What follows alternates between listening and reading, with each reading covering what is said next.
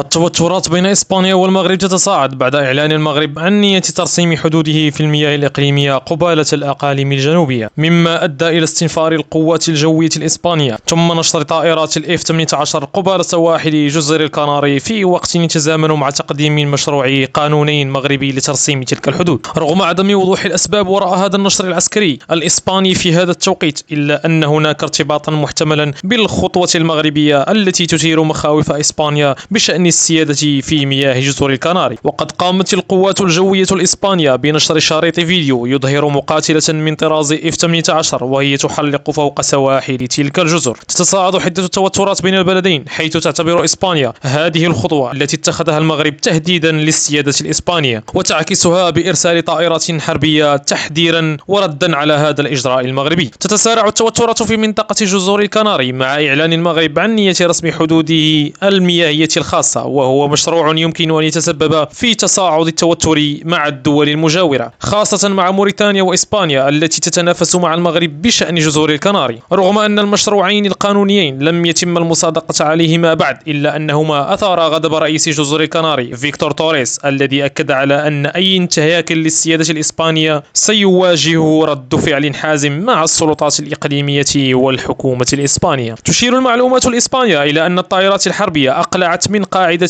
جاندو في جزر الكناري، وأكد تصريح فيكتور توريس أن إسبانيا لن تتهاون إذا مس المغرب أي مياه في البحر الكناري، مما يشير إلى تصاعد التوترات في هذا الصراع البحري المحتمل.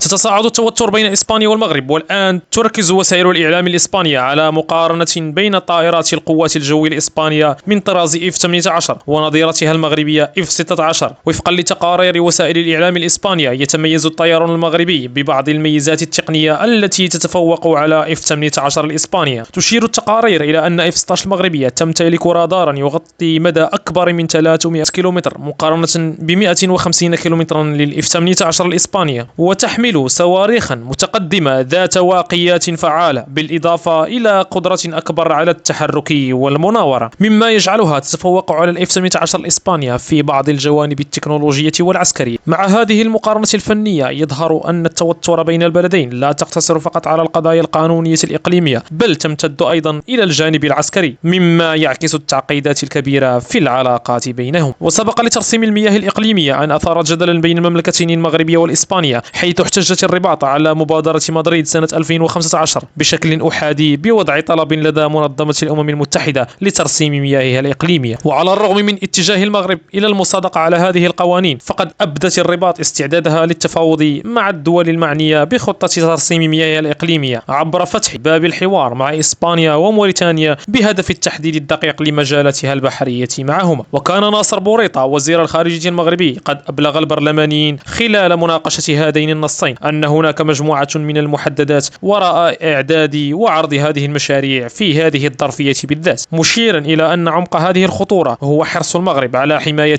وصون مصالحه العليا على مستويات ترابه، كما على المستوى الجيوسياسي للمنطقة.